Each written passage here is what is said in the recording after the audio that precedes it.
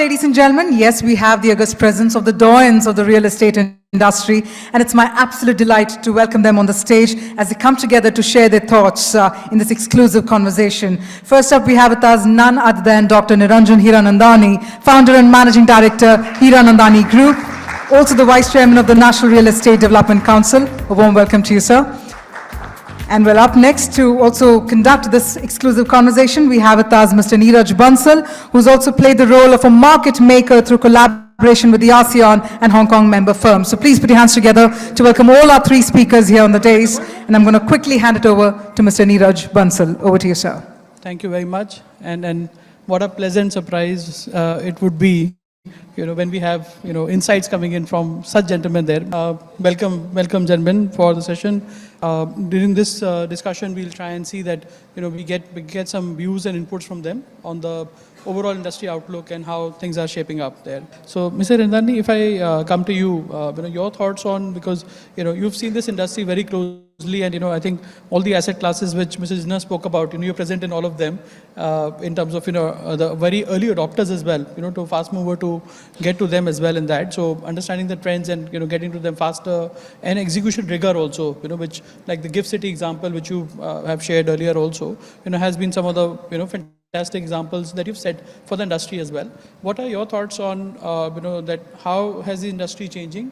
And also, if you could throw some more perspective on how our industry can be more consumer-centric as well. I think Mr. Jigna has quite clearly given the roadmap of what the changes have taken place. So I think the entire platform is very, very well explained by him. So I don't really have too much to add on that, except for the fact that there are several changes which have taken place which need to be emphasized. So for example, he talked about the changes relating to RERA. Now, if you look at RERA, what has been the ultimate result of RERA being introduced? The first and foremost, which is mentioned by him, is transparency. So, what is the product that I'm getting? What are the amenities going to be there? Do I have an approval of the project when I'm buying it? What is the entire course of action? When am I going to complete this particular project? Additionally, we are talking about that 70% of the money has to be escrowed for that particular project. So all in all, we are seeing a complete sea change, pre-RERA to post-RERA, in the amount of financing that a project will really require. Have I sold only 10% of my project, but I still have to complete that project? If I have two separate phases of my project, even if I get surpluses in the first one, till I don't complete it, I can't cross-use that 70% in the second project. So what is the end result of it? That instead of Mr. Jigna or any financial institution financing, let's say I needed 50 crores hypothetically in terms of money that needed for the purposes of the project. Today, I will need at least 150 crores of rupees to be set aside in order to do so, in order to see that the completion takes place. And the rapidity of the sale may be good, may not be good. And at the same time, that additional amounts would have to be done. So the people who have been used to it, pre-RERA, in terms of funding and financing, are pretty shocked that the requirements of funds post-RERA for projects that they are undertaking is maybe 3 times, maybe 4 times, maybe 5 times the kind of equity and debt that you will be needed in order to get the project completion. Now, this is something which the old school of thought cannot digest so easily, because A, they may not have the money or they may not have the access to it. And that is exactly why Mr. Jigna has clearly said that the prediction that he made several years ago before RERA has actually come true, because RERA has expedited that process. And this consolidation is not necessarily taking because the big are taking over the small. There are very good small companies who do one project at a time and are eminently successful. So you're seeing that.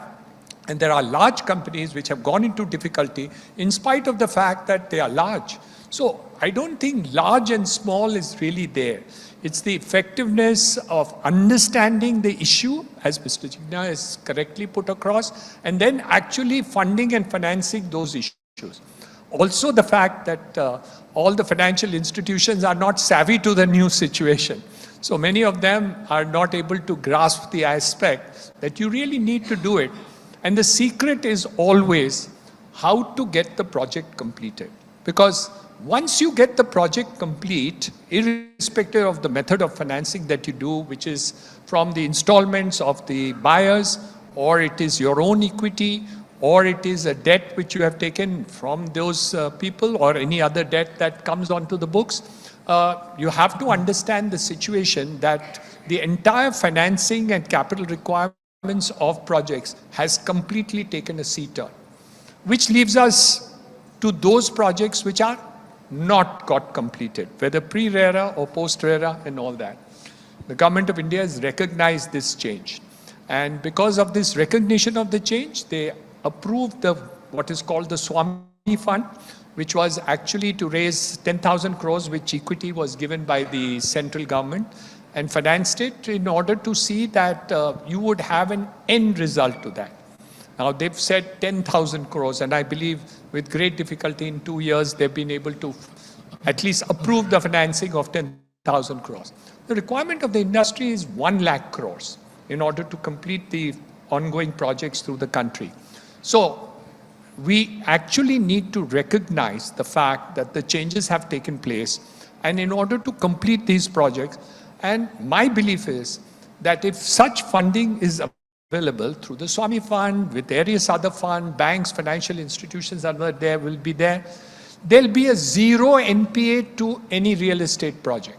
Because the secret of security for a project is its completion. And as I've spoken to many bankers, and they are all said that if they are able to manage to get a project complete and occupy and get the occupation certificate, there's almost zero NPA in that segment. But if you get stuck in a project where either due to some approval process or due to funding processes or due to not getting adequate sales, all these factors create a deadlock on that. NPA will be there for everybody, whether it is for the buyer of the product who doesn't get the delivery of it, or it is the equity investor, or it is the bank or financial institution which creates the debt. So in reality, what we really need to state is that this change has taken place. So while we recognize the positive fact of transparency, regularity, and that's why many of the corporates have come into the field and fray and doing extremely well, successfully, and growing tremendously fast, we have to recognize this aspect of it across the board. And I think Reality Plus who should highlight this issue very clearly, that if you do that and complete the projects, irrespective of the method of financial closures that we really need to do, I promise you, India will have zero NPA in real estate. And I'm making a very tall statement, and it's true, because I've seen those people, banks, financial institutions, who are willing to take that extra step forward in order to fund it under adverse circumstances, if any, and complete the project, NPAs disappear. I can see that Reality Plus team is saying that, a couple of sound bites are already done, with this.